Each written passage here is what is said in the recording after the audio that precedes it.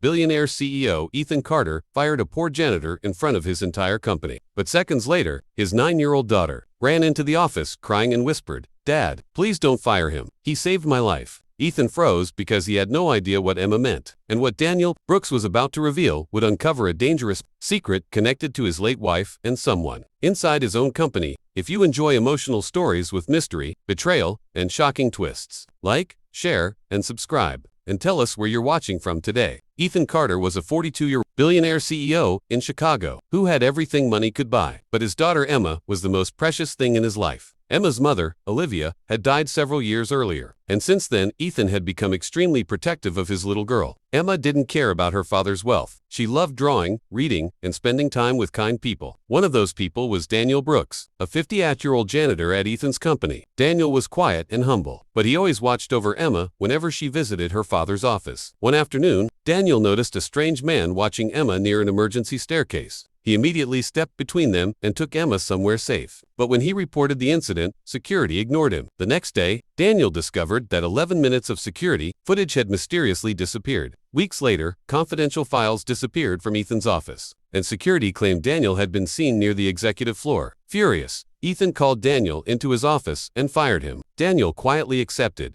but before he could leave, Emma rushed inside. "Dad, please don't fire him," she cried. "He saved me." Ethan demanded to know what happened, and Emma explained that 3 weeks earlier, a strange man had approached her in the parking garage, but Daniel had stepped in and protected her. Ethan immediately ordered security to check the footage, only to discover that those same 11 minutes were missing. Ethan realized someone was hiding something. The next morning, he investigated Daniel's background and discovered something shocking. Daniel wasn't simply a janitor. He had spent more than 20 years working in professional security. When Ethan confronted him, Daniel revealed the truth. He had taken the janitor job because he had made a promise to Ethan's late wife, Olivia. Before her death, Olivia had discovered that someone inside Carter Dynamics was stealing millions through fake companies and secret accounts. She feared that person might target Emma, so she asked Daniel to protect her daughter if anything happened to her. Ethan was stunned. He immediately thought of Richard Hale, his 49-year-old CFO and closest business partner. Ethan secretly investigated the company's financial records and discovered millions of dollars had disappeared through suspicious transactions connected to Richard. Worse, Richard had access to the security system and had been deleting footage. Ethan and Daniel secretly watched Richard, and one night they caught him entering an old company archive and removing files connected to Olivia's investigation. Ethan finally knew his trusted friend had betrayed him. Instead of confronting Richard immediately, Ethan invited him to dinner. During the conversation, Richard suddenly asked, "Is Emma okay?" Ethan became suspicious.